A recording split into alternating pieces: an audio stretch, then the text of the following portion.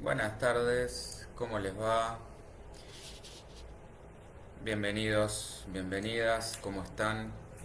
Una nueva charla de la llave Psi, este ciclo de todos los lunes a las 19 horas. Un gusto estar otra vez con ustedes. Soy el licenciado Alejandro Divagno, de este centro terapéutico, psicológico, también formativo a nivel personal y a nivel profesional. Para ello ofrecemos varias formaciones y especializaciones, además por supuesto de las terapias, con un enfoque múltiple. Bueno, esto va a quedar más que claro justamente en la charla del día de hoy, donde reunimos, eso intentamos, todas las corrientes psicológicas junto con múltiples disciplinas, la filosofía, la biología, las neurociencias, eh, la física cuántica, nos nutrimos de técnicas como por ejemplo las constelaciones familiares, las constelaciones organizacionales, las constelaciones cuánticas, la biodescodificación, la metafísica, el autoconocimiento. Bueno, con, siempre lo afirmo, el corazoncito por ahí un poco más puesto en una psicología humanista, existencialista, holística, integrativa, que incluye, por supuesto, como hoy veremos, lo transpersonal, lo espiritual, como teniendo estos pilares, ¿no? Lo bio, psicosocial y espiritual. Bueno, para conocernos más, pueden buscarnos a través de todas las redes, Facebook, Instagram, Twitter, canal de YouTube donde se suben todos estos videos. Escucharnos también en vivo en el programa de radio de todos los viernes a las 19 horas. Esto es a través de internet, vía streaming, mediante www.0todoenletras.me/tv. Ahí nos pueden escuchar y ver en vivo. Hacernos llegar también sus consultas, sus dudas, sus intereses, temáticas que quieran que abordemos, que quieran escuchar. eh, bueno, por supuesto contarnos sus experiencias, casos, todo lo que ustedes quieran para que podamos tratar también en ese espacio. Y todo eso también se sube al canal de Facebook y en la parte de videos y a la página en la parte de radio específicamente.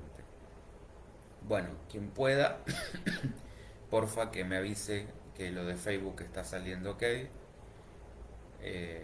Así ya, sobre todo, más que nada me interesa porque la idea de este tipo de espacios para que los que se sumen por primera vez es que haya un ida y vuelta de preguntas, dudas, consultas, opiniones. Cuando yo decía esto de la multiplicidad, bien digo, es porque tratamos de unificar o de volver a integrar aquella psicología primigenia que se ocupaba del estudio del alma. De hecho, la palabra psicología quiere decir eso. Y esta nueva o psicología contemporánea que ha quedado como relegada al campo de la conducta, del comportamiento. Entonces, como tratar de ampliar esa mirada y reconciliar ambas. Hola Andrea, ¿cómo te va? Bienvenida. Eh, bueno, y con este mismo planteo, por supuesto, lo que procuramos es un pensamiento propio, un discernimiento, es decir, que no se casen con ninguna teoría, eh, ni con ningún dogma, sino que justamente a partir de ir encontrando diversas herramientas, recursos, conocimientos, poder ir desarrollando un pensar crítico. eso que es bastante difícil de lograr, sobre todo hoy en día. Hola Ana María, ¿cómo te va? Y eh, es el verdadero sentido del autoconocimiento y de lo que se malentendió como la alquimia.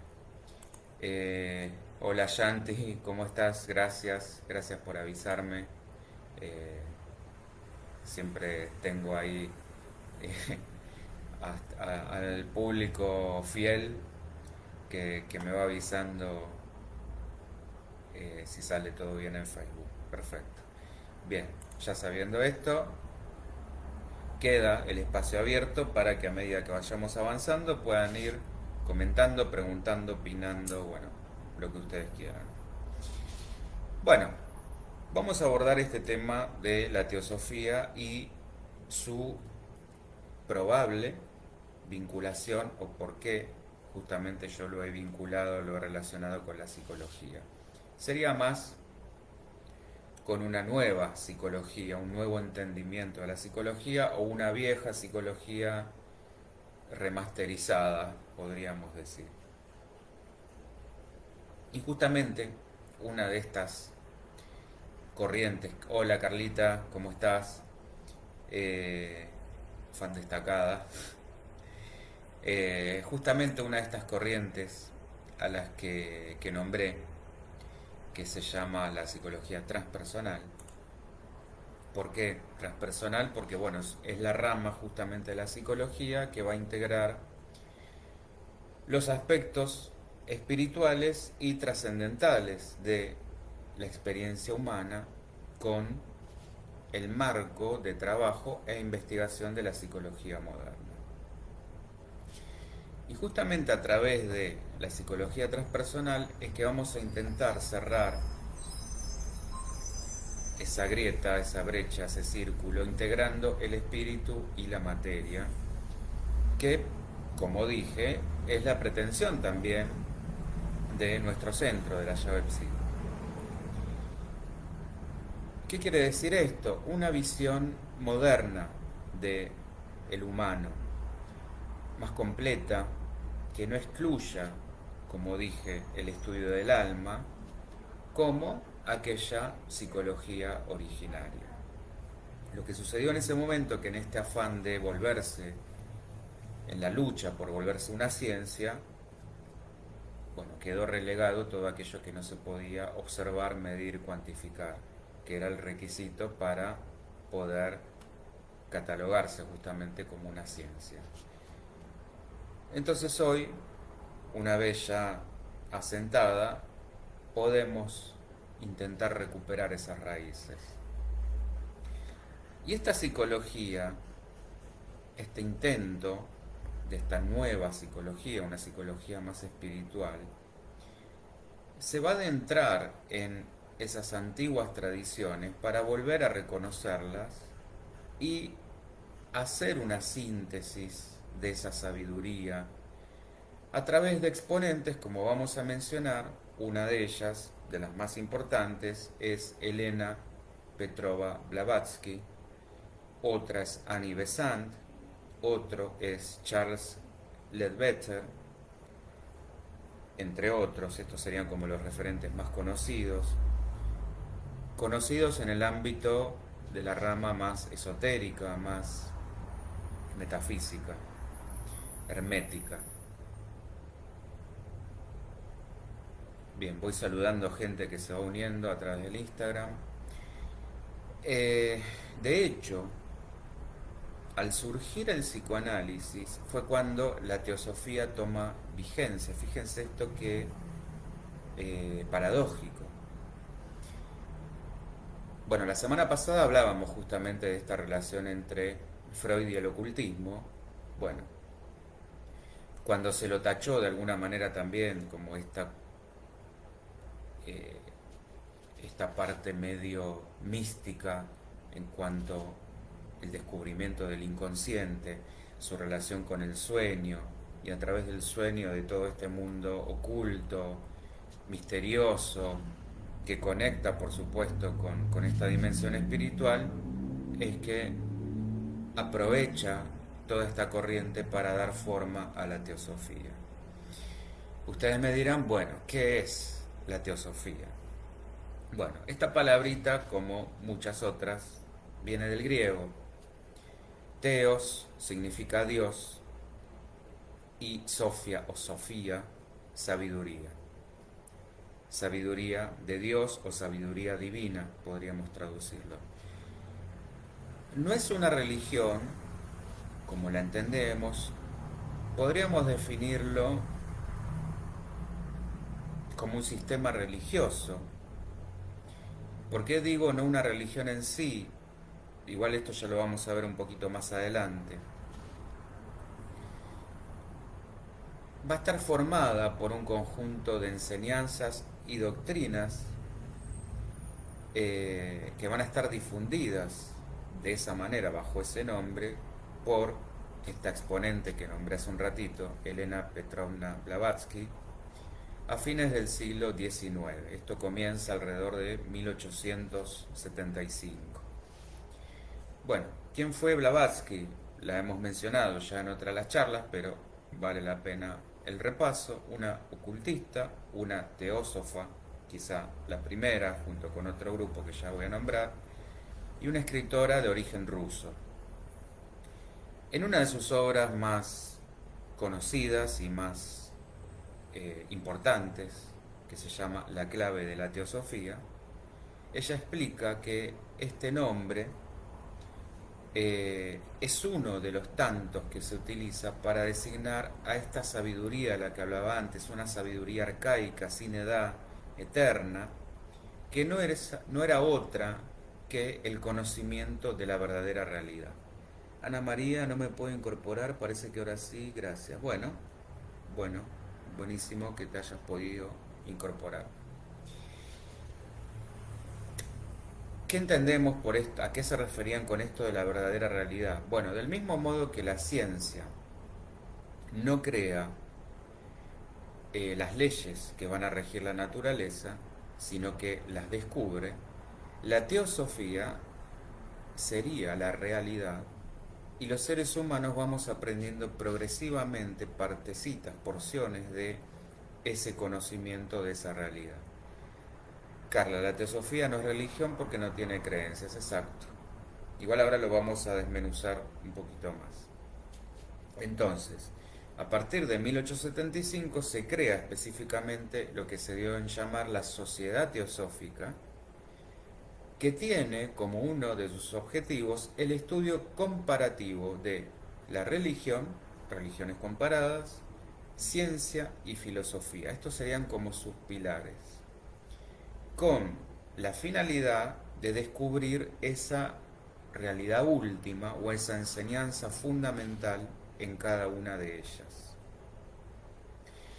Va a proponer esta disciplina que todas las religiones surgieron a partir de una enseñanza o de un tronco que tenían en común, que ha quedado oculto o velado por todas las doctrinas que se fueron elaborando con el correr de los siglos, llevando muchas veces a contradecir la enseñanza original. El movimiento teosófico moderno fue creado por, como dije, Elena Blavatsky, pero también por Henry Olcott y por William Hodge. Estos fueron los fundantes de la Sociedad Teosófica en Nueva York en 1875. Y si lo tuviéramos que definir más rigurosamente, podríamos decir, ahora sí, que es un movimiento ecléctico occidental, porque surgió en Occidente, que va a fundir muchas religiones, las principales, cristianismo, budismo, hinduismo, y que va a estar también directamente relacionada con movimientos esotéricos espirituales o espiritistas, mejor dicho, porque en la época esto así era, estaba muy en boga el espiritismo en ese momento, de finales del siglo XVIII, como el gnosticismo, los rosacruces y los masones. De todo este compendio surge la teosofía. Su fundadora, Blavatsky, insiste en que no era una religión, aunque se refiere a ella como la transmisión moderna de la religión que fue universal, de esa primera religión que ella decía había existido en lo más profundo del pasado, y estas organizaciones teosóficas sostenían que la teosofía no tenía que ser calificada de esa manera como una religión o reducida a una religión, sino como un sistema, por eso yo decía sistema religioso, que abarca lo que consideran la verdad esencial que subyace, que está por debajo de la religión, de la filosofía y de la ciencia. Entonces, como resultado de esto, los grupos teosóficos van a permitir a sus miembros mantener cualquier identificación religiosa. No hace falta ser de una determinada religión para pertenecer, puede ser de cualquiera. Lo que termina resultando en teósofos que se pueden identificar como cristianos, como budistas, como hindúes, etc. Cualquier cosa, insisto, me frenan, me preguntan, me paran, para eso esa es la idea. Bien.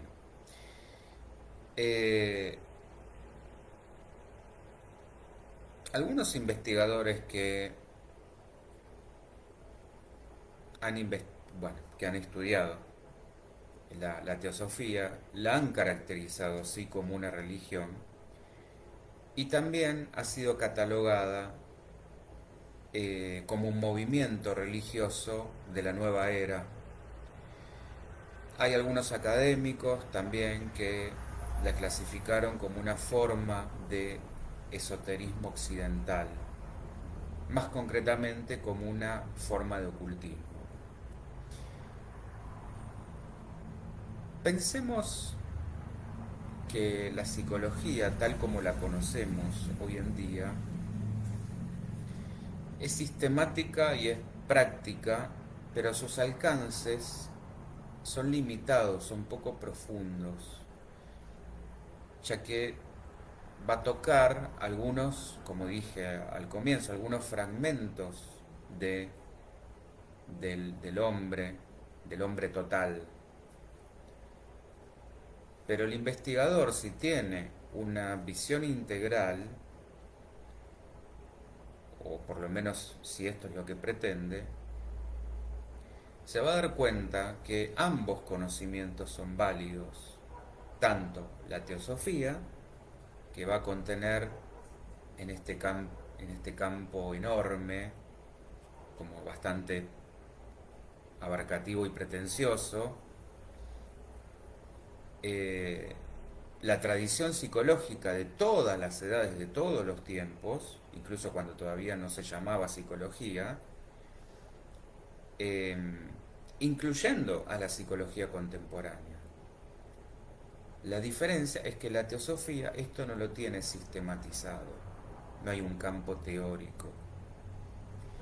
Y fíjense acá, a dónde vamos a llegar, lo maravilloso de esto es que quien logra conectar y vitalizar de alguna manera con esa antigua tradición es Carl Jung, a través de su propio proceso espiritual, a través de el desarrollo de lo que él denominó la psicología analítica.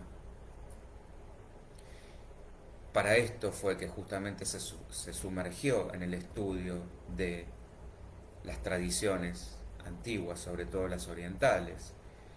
Y acá es donde pudo desplegar en su campo teórico nuevos conceptos, nuevos aportes como el desarrollo del inconsciente colectivo, los arquetipos, la sincronicidad, la naturaleza micro y macro de la conciencia del hombre, todas concepciones, aportes que fueron dando amplitud a la ciencia en la búsqueda de un entendimiento humano más completo.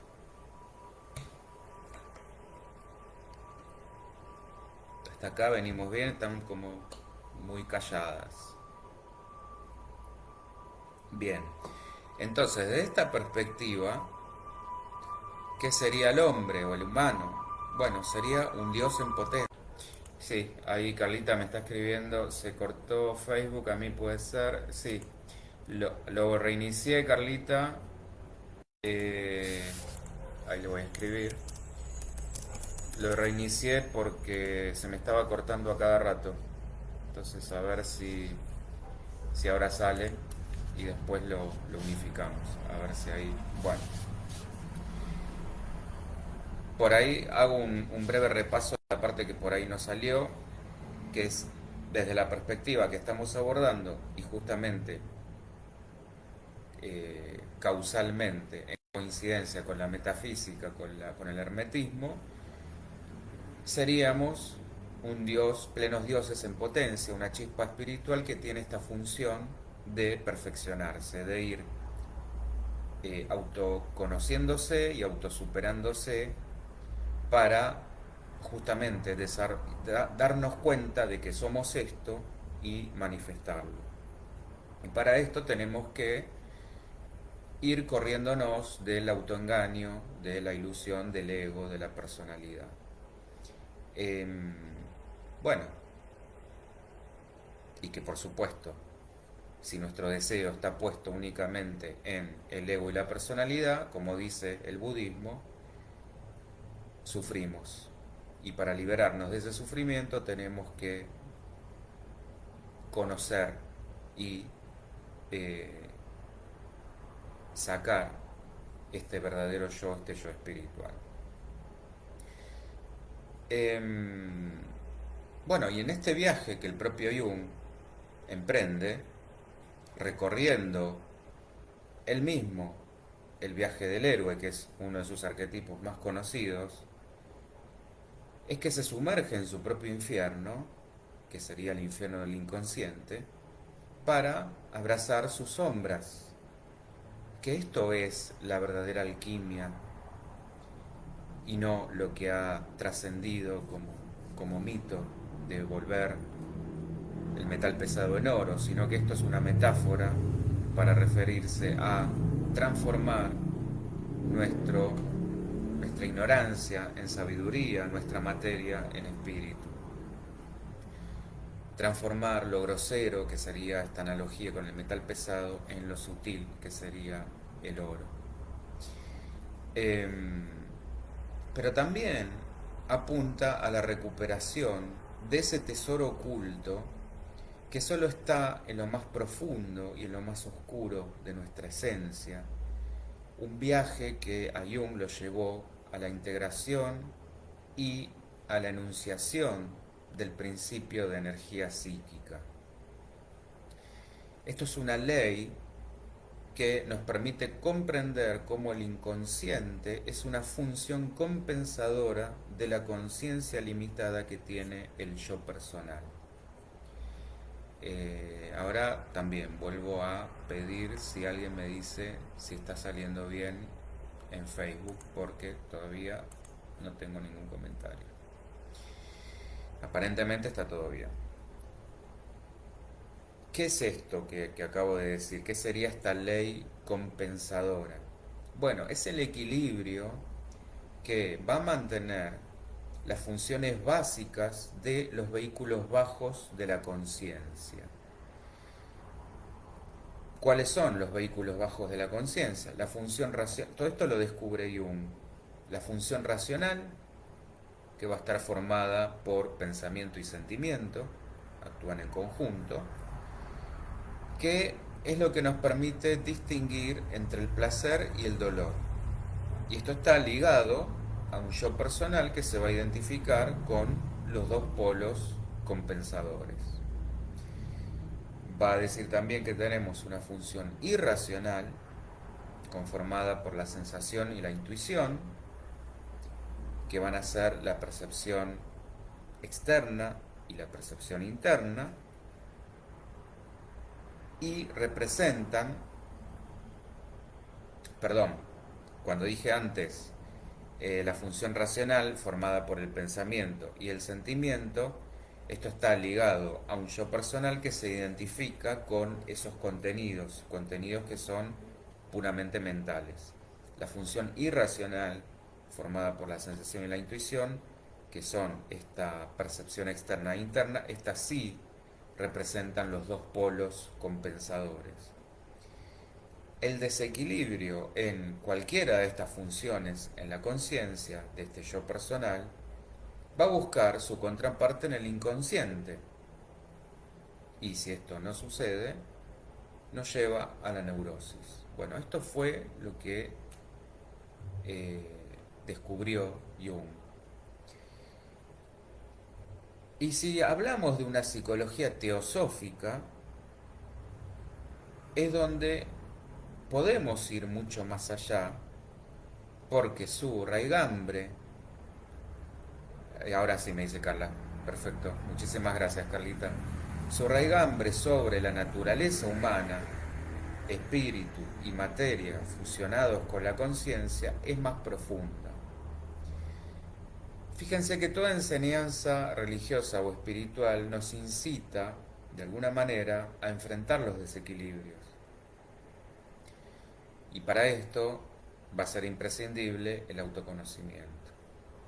Desde este enfoque, para llegar a comprender, mediante un exhaustivo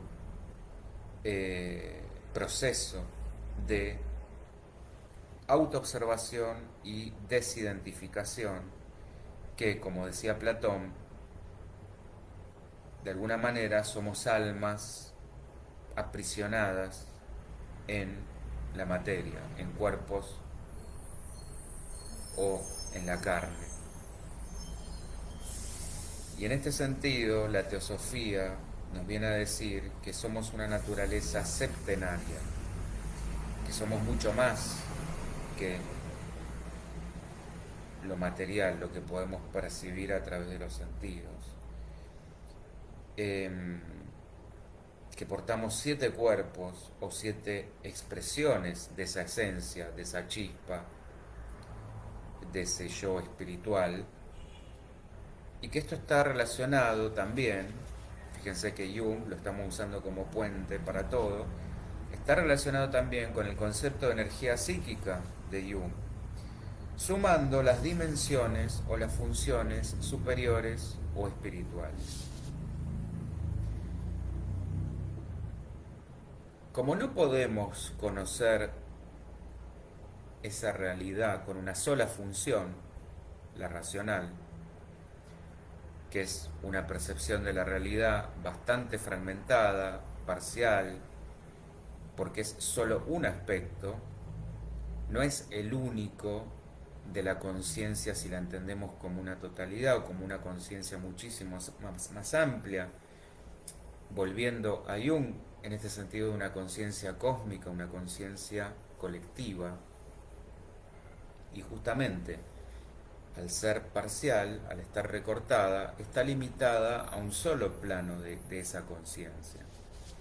Y desde ese lugar solamente va a observar el aspecto concreto de la materia, de la forma, que es cuando la mente se va al futuro, cuando experimenta ansiedad anticipatoria, o cuando se va al pasado, cuando experimenta tristeza, depresión o melancolía por algo que se perdió y ahí quedó fijada. Fíjense que si nos quedamos ahí, que si solo creemos que lo máximo a lo que podemos aspirar es al mundo racional, a esta mente concreta, finita, bueno, ahí nos quedamos. Y esa mente tiene por naturaleza irse, oscilar para el futuro o para el pasado. Nunca está en el aquí y en el ahora, que es en lo que insisten todas las prácticas de meditación o el mindfulness, justamente de poder llevarnos a lo único que verdaderamente tenemos, que es este preciso momento, el presente. Ahora, equilibrar las funciones del inconsciente y del consciente es por supuesto una tarea harto complicada. Lo que Jung llamó armonización es el primer paso para la autorrealización, lo que él llamaba la individuación, que era la meta a la cual había que llegar. En otras palabras, lo que llamaba el sí mismo, la integración de la personalidad. Y esto, para llegar a esto, implica el reconocimiento, la comprensión y la aceptación de lo que somos, de tal como somos. La psicología analítica de Jung va a decir que esos vehículos bajos de la conciencia están formados de materia viviente, o sea, son energías que están también encaminadas a su propia evolución. Y esto nos permite comprender la naturaleza de esas tendencias inconscientes que son las que muchas veces escapan a nuestro dominio y a nuestra comprensión. En otras palabras, acá es donde uno queda sorprendido cuando actúa el inconsciente, a través de los fallidos, a través de los síntomas, eh, a través de estas conductas aparentemente contradictorias, cuando uno dice quiero hacer tal cosa y se da cuenta que termina haciendo otra, o que tenía pensado ir para un lugar y termina yendo para otro, o que decía supuestamente que nunca se iba a parecer a tal o cual y termina repitiendo. Bueno, todas estas son expresiones del inconsciente donde estos cuerpos inferiores terminan casi actuando por sí mismos.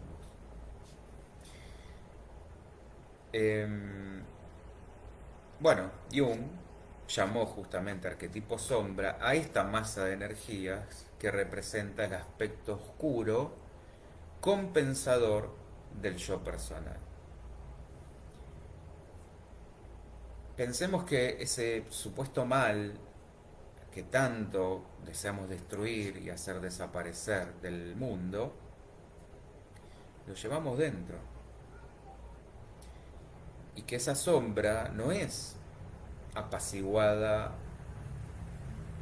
aliviada, eh, mucho menos eliminada por la educación, por la crianza, por la religión, o lo que fuera que intente justamente desaparecerla, eh,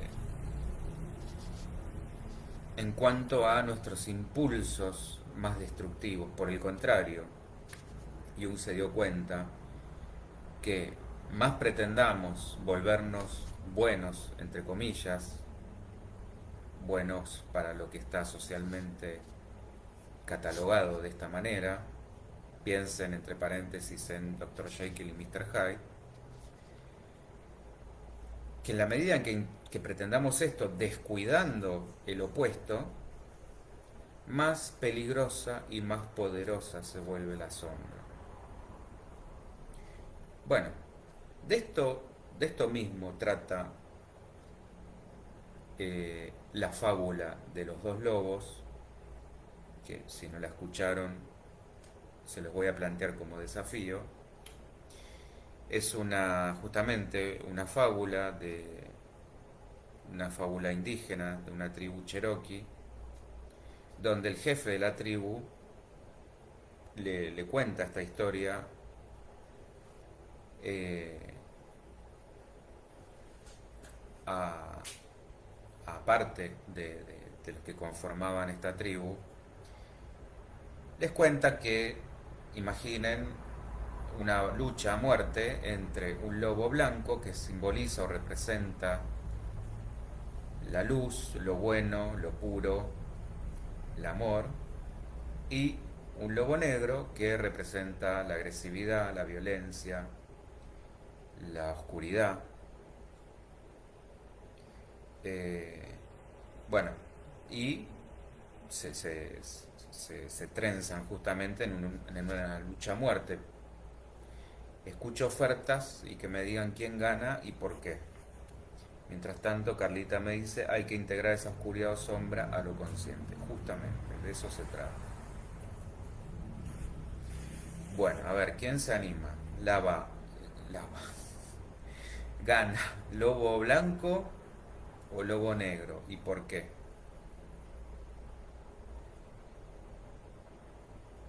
Anímense, porque no quiero contar el final antes de que me digan quién gana para ustedes. Mientras, también cuento, Vivi me dice, gana al que, bueno, no vale, vos ya lo conocías, Vivi, evidentemente. Bueno, sí, esta es la moraleja. Va a ganar Carla, gana Lobo Negro. ¿Por qué? Eh, Mapalola me dice, me perdí todo. Tranqui, queda grabado. Así que después puedes escucharlo. Igual hubo ahí un parate en el medio con el Facebook. En el Instagram salió todo bien de corrido. Pero bueno, después yo voy a unir ambos porque se cortó en el medio. Bueno, Carla, ¿por qué ganaría el Lobo Negro para vos? Mira, no te tenía apostándole al Lobo Negro. Mientras, les cuento que también de esto mismo va el libro que yo humildemente traté de... Traté no, porque lo escribí, sino que traté de escribir de la mejor manera posible. eh, en el sentido de la confrontación de uno con sus propias sombras y cómo superarlas. Un poco recuperando también lo que en la Divina Comedia desarrolla el poeta Virgilio cuando va a buscar a su amada. Bueno, un poco sobre eso va. La búsqueda acá es de supuestamente el alma gemela del, del protagonista y como para esto tiene que ir superando distintas tribulaciones, distintas experiencias, que es como meterse en su propio infierno para llegar a esta quimera. Miriam, hola Miriam, ¿cómo estás? ¿Cómo se llama el libro? Ecos de un viaje de amor en el tiempo. Lo pueden encontrar en Mercado Libre, me lo pueden pedir a mí si les interesa. Está en Amazon también y está en la página. Eh, pero es así como hablamos de la teosofía, como un compendio de muchas cosas, el libro es un compendio de muchas. Es una presentación como novela, pero al mismo tiempo está dividido en varios cuentos, o sea que pueden leer un cuento y eso también tiene un principio, un desarrollo y un final, que al mismo tiempo es como representativo de toda la novela, o sea, está hecho para todas las edades y van a encontrar también poesía, van a encontrar partes de filosofía, donde pensamos, o eso intento, así como hacemos en estas charlas. Eh, Van a encontrar mucha metafísica, eh, bueno, ya dije, filosofía, psicología, por supuesto, no podía faltar. Y parte que desde lo ficcional, entre comillas, apelando al realismo mágico, trato de dejar una moraleja. Eh, Esa es un poco la idea, la invitación. Eh, Bien, por las dudas se los voy a dejar acá escrito, así también lo chusmean. Hay una charla también grabada sobre qué va la obra, así que si les interesa, ahí también la pueden. Está en la página, está en YouTube eh, y está en el Instagram y la página de Facebook del libro. Ahí lo escribí. Y bueno, recopila un poco esto, las cosas que siempre me fascinaron, como los viajes en el tiempo, la muerte, la espiritualidad, el amor. Todo eso está atravesado en la novela. Eh, Porque se transforma en luz. Bueno, ¿y cómo se transformaría en luz ahí, Carlita? Viviana, el tema es donde cada uno pone su atención e intención. Bien. En presente, muy idílico, pero este sería el trabajo día a día, ¿no? Sí, te diría más, Vivi. Segundo a segundo. Por eso es tan complejo el tema. Bueno, sí. eh, Vivi es verdad que gana al que yo tenga mejor alimentado. Y tiene que ver también con lo que dice Carlita. El tema es ese. Donde yo ponga la atención es donde esto le estoy dando fuerza, entidad. Lo que pasa es que acá nos tenemos que correr de el juicio, de la mente binaria. Eh, si se acuerdan, cuando hablamos de desidentificación en esa charla, justamente era esto. Si yo, como venimos programados, pienso que el lobo negro es malvado, es demoníaco por representar toda esta parte agresiva, y el lobo bueno, bueno, ¿ven los fallidos? El lobo blanco es lo bueno por representar lo amable, lo gentil, lo amoroso. Me estoy quedando con una visión, esto es mente concreta en el ejemplo puro.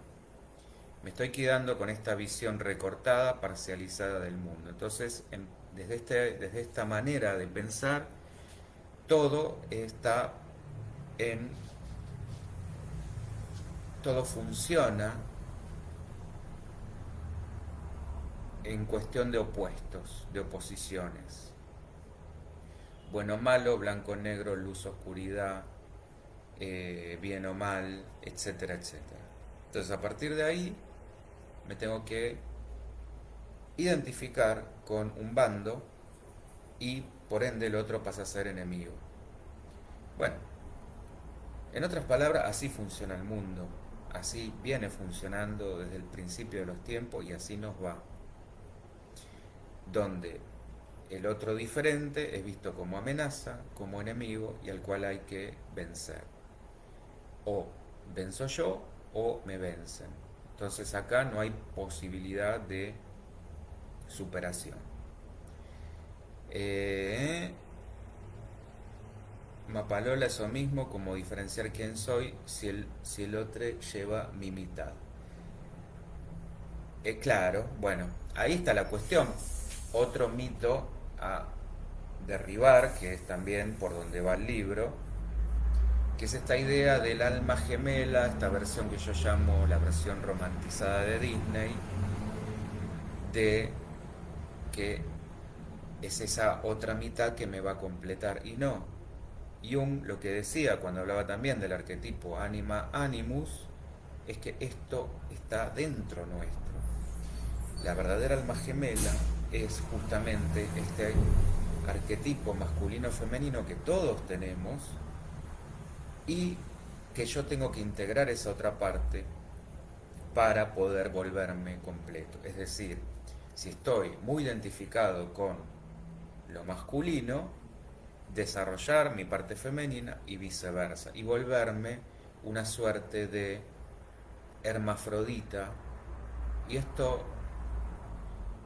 sé que ustedes no, pero si algún mente concreta, binaria, lo lee o lo escucha literal y no sabe contextualizar, lo va a interpretar. No tiene nada que ver con la expresión sexual. Estamos hablando de una cuestión energética. Después, no importa cómo yo me exprese en cuanto a mi género y mi orientación sexual, eso no tiene nada que ver. Tiene que ver con que el hombre se corra de esta dimensión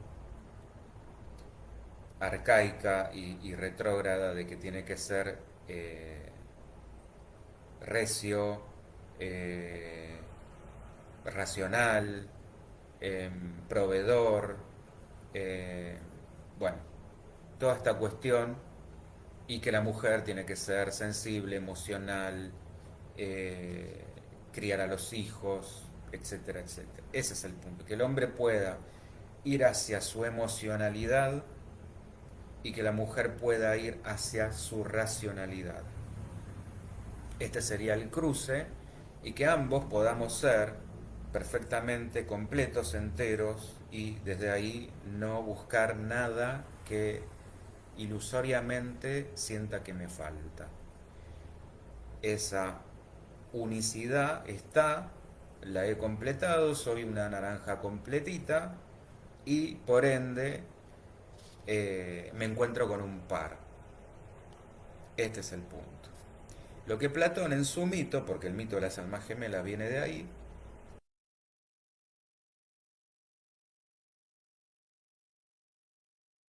y lo veía como una suerte de cuerpo completo donde todos teníamos los dos sexos, eh, y por nuestra arrogancia los dioses nos partieron a la mitad y desde ahí nos vamos buscando por el fin de los tiempos.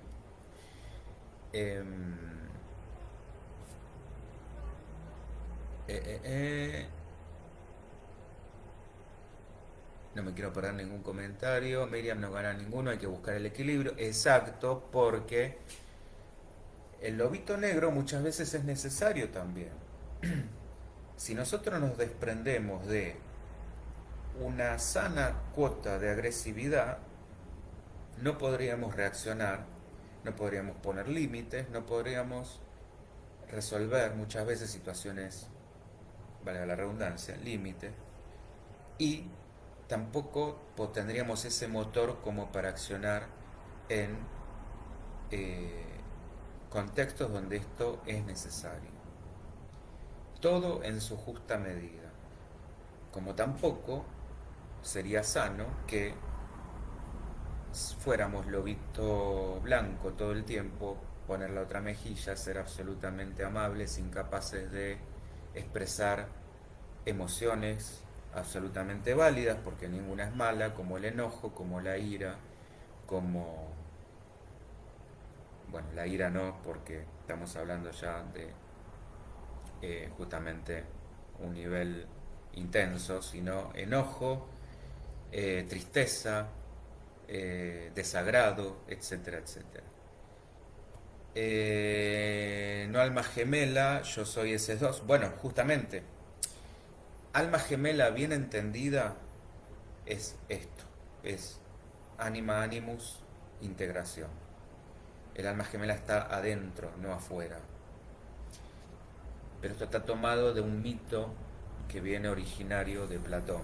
No es que alguien lo inventó, alguien de Disney o un romántico empedernido.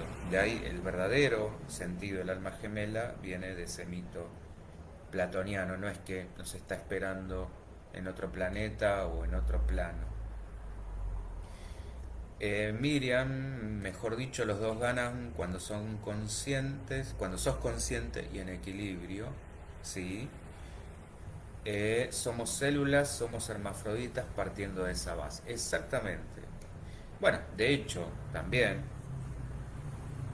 eh, lo que Freud apuntó es que en un comienzo todos somos bisexuales, después cada uno atravesado desde lo psicoanalítico, el complejo de Edipo y cómo esto lo resuelve, elige orienta su deseo hacia un objeto, hacia otro o hacia ambos.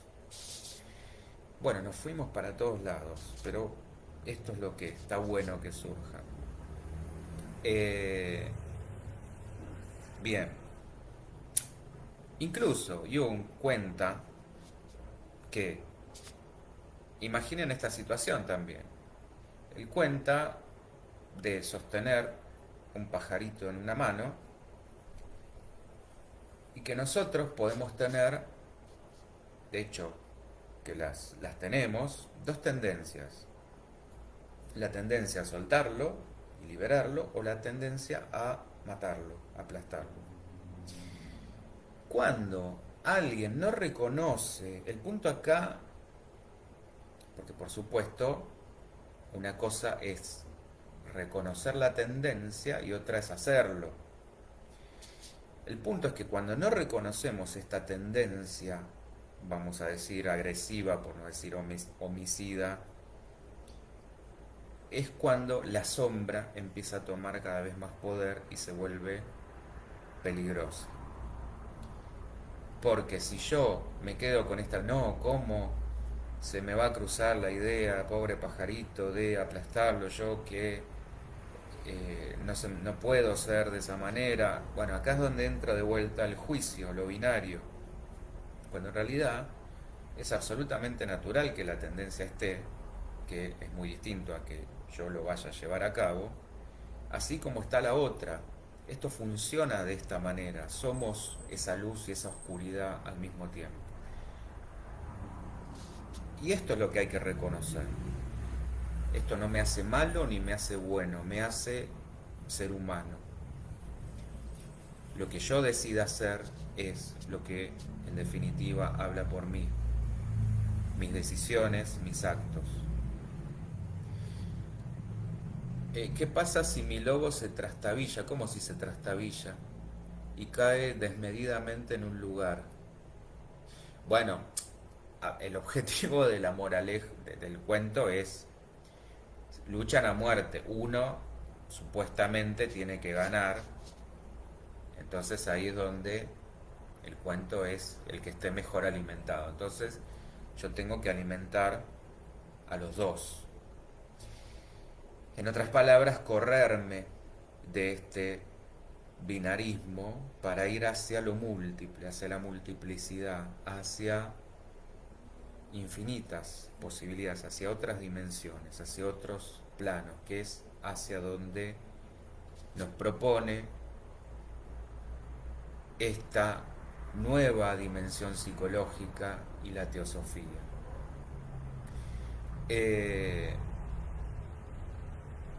Lo que pasa acá es que no nos damos cuenta de que estamos incompletos al rechazar y reprimir los aspectos negativos.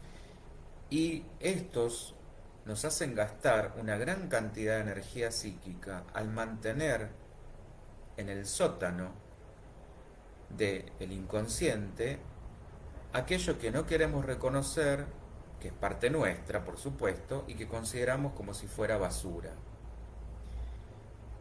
Requiere mucho coraje y también mucho dolor aceptarnos como somos y alejarnos de ese ideal de supuesta perfección, de ese ideal de querer parecer cortés, amable, aceptado, reconocido, caer bien a todos, ser querido por todos, eh, muy políticamente correcto, etcétera, etcétera, que por supuesto esto no existe y que en la medida en que esa brecha entre lo real y lo ideal sea muy grande, nos puede llevar a la patología, que es cuando la sombra nos toma, nos posee,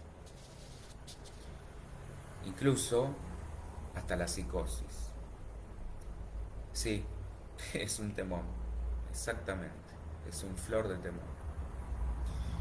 Entonces, el primer paso, lo que Blavatsky denomina el vestíbulo del conocimiento, es la aceptación de nuestra naturaleza más baja.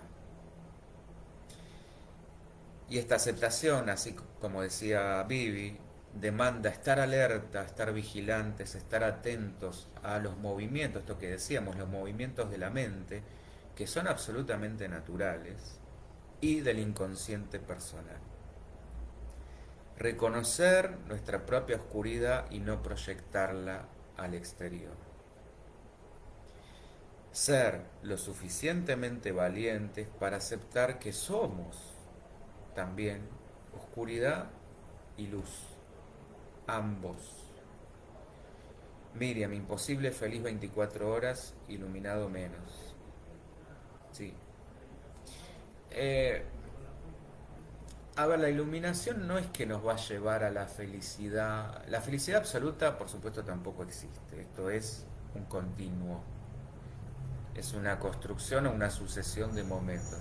La gran diferencia es que podemos desidentificarnos mucho más rápido, como para salir mucho más rápido de esos estados, porque nos damos cuenta que no somos eso, que no estamos ahí, como decía Vivi, sacamos el foco y la atención. Ese es el punto, no es que no nos enojemos, que no nos pasen cosas, que no nos angustiemos, por supuesto, pero salimos más rápido.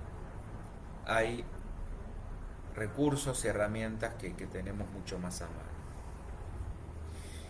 Eh, bueno, y esta etapa, la que decía recién, por supuesto que no va a ser la meta, va a ser solo el principio, por lo que tampoco tenemos que quedarnos satisfechos con la serenidad o la paz que nos pueda dar la armonización de los vehículos, estos vehículos inferiores o del yo egoico, porque el camino es largo y el siguiente nivel es el de mayor armonización al tocar el inconsciente colectivo.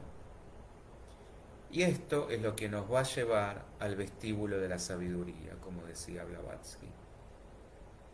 Carla, por eso gana el lobo negro, porque el blanco lo supera y se transforma en luz, con la autotransformación. En realidad no gana ninguno. A ver, de vuelta. Si yo alimento a los dos, se integran. No hay ganador 1 o ganador 2, ni blanco ni negro, se integran. Entonces pasaría a ser un lobo múltiple. Porque donde yo piense que uno gana, me sigo quedando en esa visión recortada. Miriam, hablo de los enfoques, los patrones que nos llevan a ser siempre buenos sin mostrar mi enojo, molestia, disconformidad. Exactamente. Hay gente, aunque les parezca mentira, que yo tengo algunos pacientes este, con esta cuestión de que no pueden decir malas palabras, por ejemplo. Y esto es parte de guardarse una cuestión que es absolutamente natural. Las emociones están para ser dichas. Las buenas, entre comillas, que no hay buenas ni malas. Las que tienen mejor fama y las que no tienen tanta buena fama. Entonces, si yo estoy enojado, por mi propia salud mental, emocional, física y espiritual, está bueno que lo exprese. Si estoy triste, está bueno que lo exprese. Si algo me molesta, está bueno que lo exprese. Por mi propio crecimiento y por el crecimiento también del otro, porque encima no le estoy haciendo un bien tampoco al otro. No sirve este argumento de no, me lo guardo para no lastimar. No. No me estoy permitiendo mostrar cómo soy, el otro no me está tampoco pudiendo conocer y ambos nos estamos estancando, bloqueando.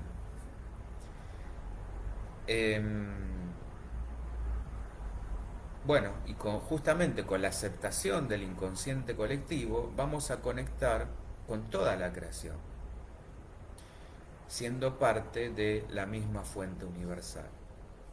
La concepción de Jung es aceptar lo que somos en lugar de soñar con lo que nos gustaría ser, corrernos de ese ideal y quedarnos con lo real.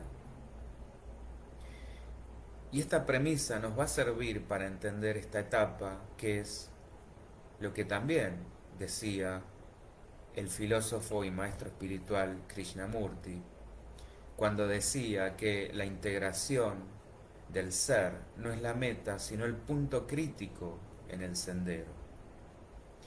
En este punto crítico, la identificación con esos contenidos mentales que hablábamos, que son los que dan origen al ego, al yo personal, a la personalidad, fallan saturando a la conciencia. Entonces ahí es donde encontramos silencio, donde encontramos serenidad, porque se pueden expresar libremente, sin resistencia, sin identificaciones. Como no funciona más la dualidad, el binarismo, al no haber juicio, alcanzamos esa integración que es la que diluye o anula los opuestos. Miriam, darle lugar a cada una de las emociones en mi mente y en mi cuerpo. Exactamente, porque si no doy lugar, hago síntoma, y si dejo que esto continúe, el síntoma pasa a ser enfermedad. Exactamente, ser honestos con el sentir. Pero no solo esto, me va a permitir vínculos auténticos.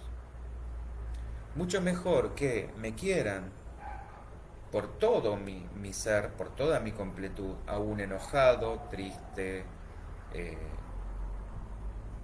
que vendiendo una careta, una máscara, un parecer.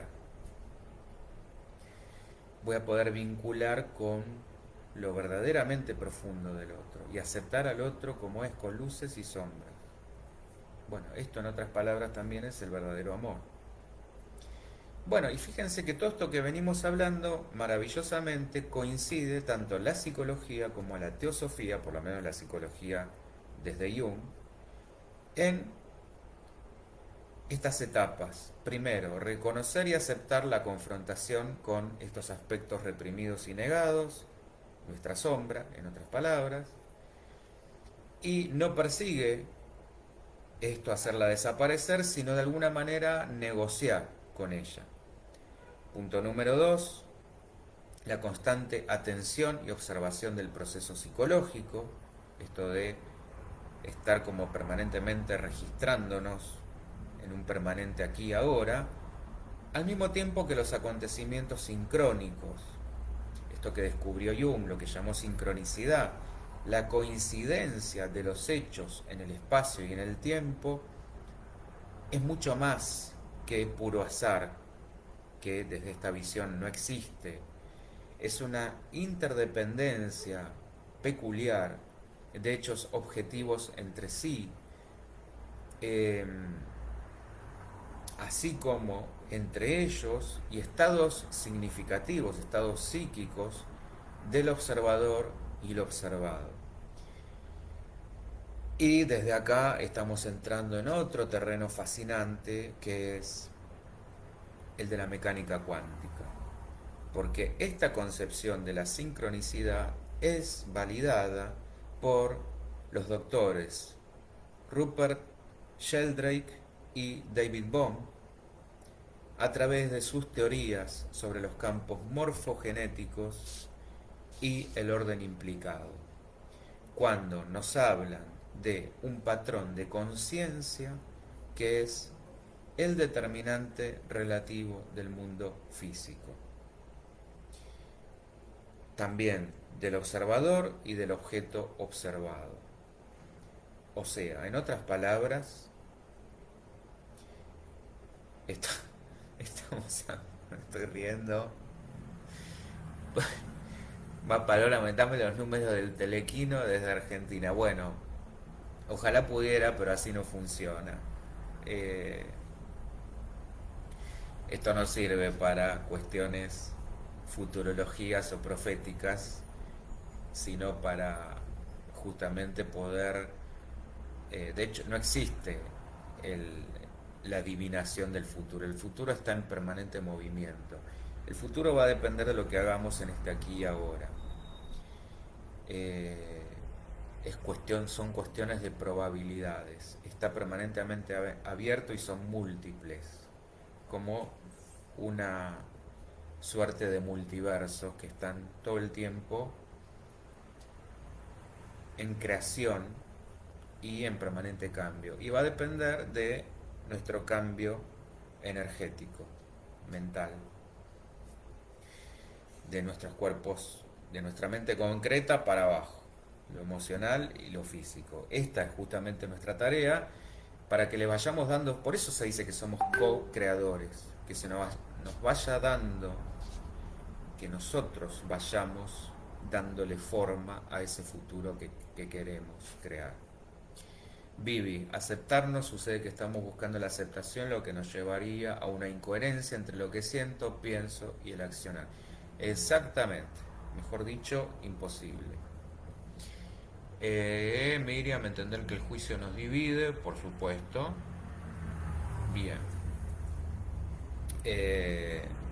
Entonces, en otras palabras, todo esto que decía del orden implicado y los campos morfogenéticos, el observador influye en lo observado, esto también, que tiene que ver con lo que te decía recién, Mapalola.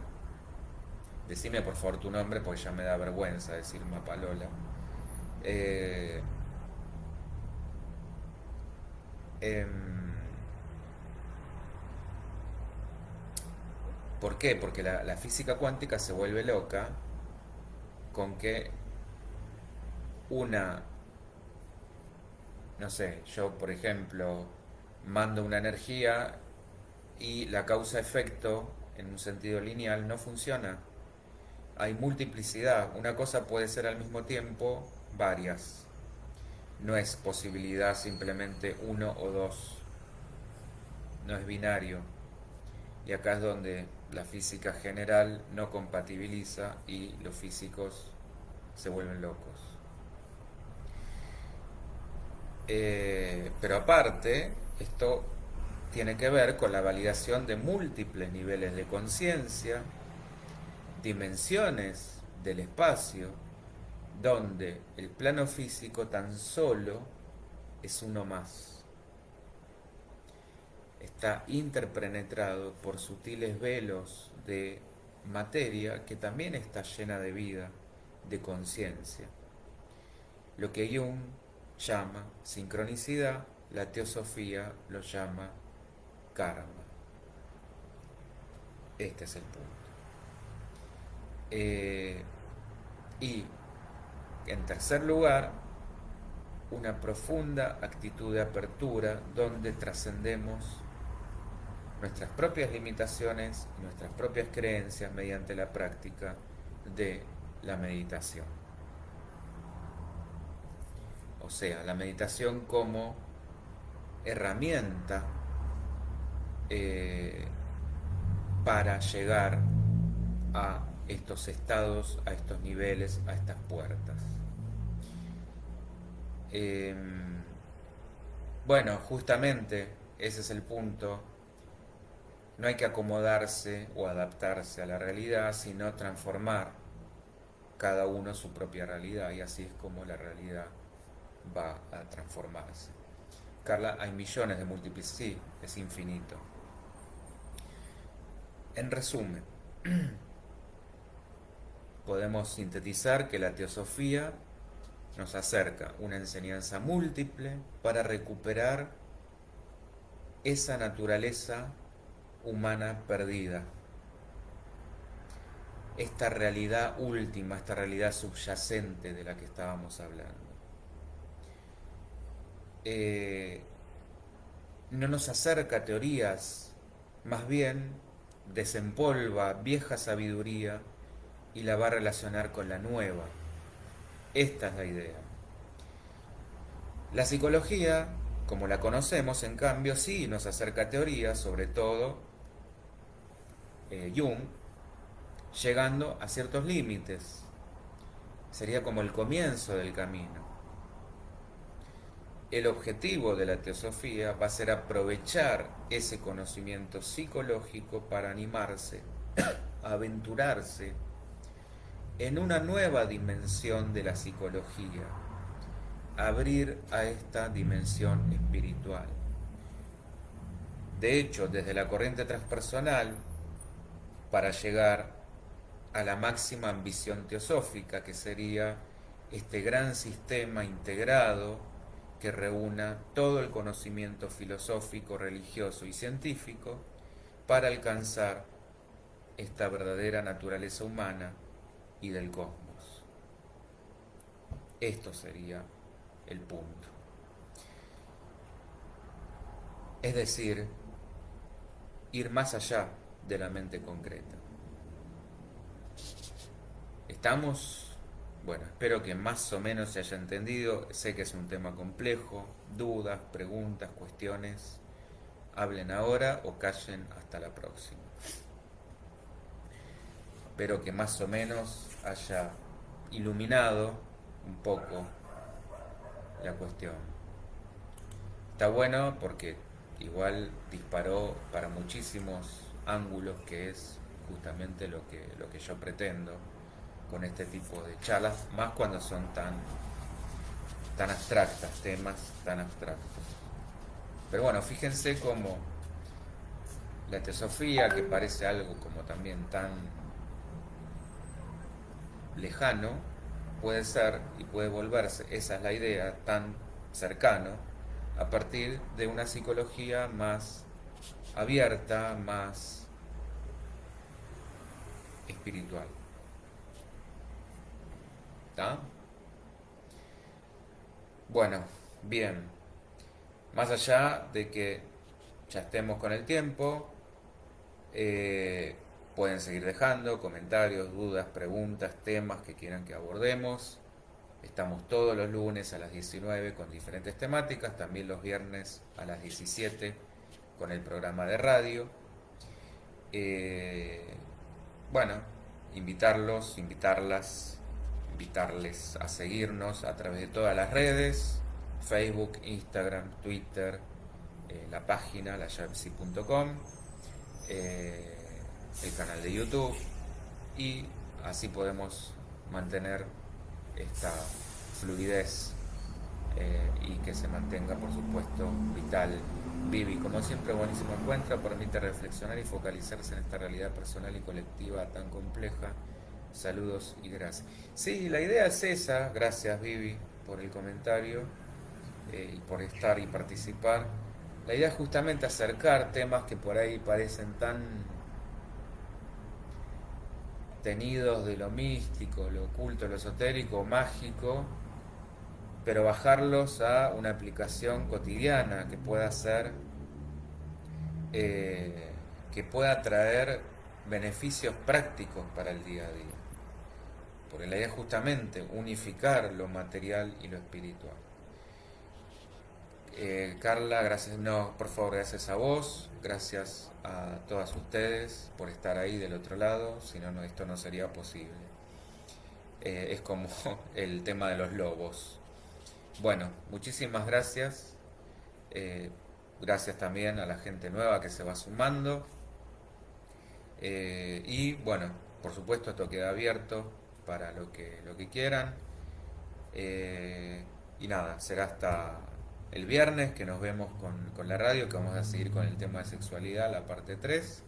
Y el próximo lunes ya con las nuevas charlas del mes de julio. Bueno, ha sido todo, un placer, nos estamos volviendo a ver. Chau, chau, muchísimas gracias.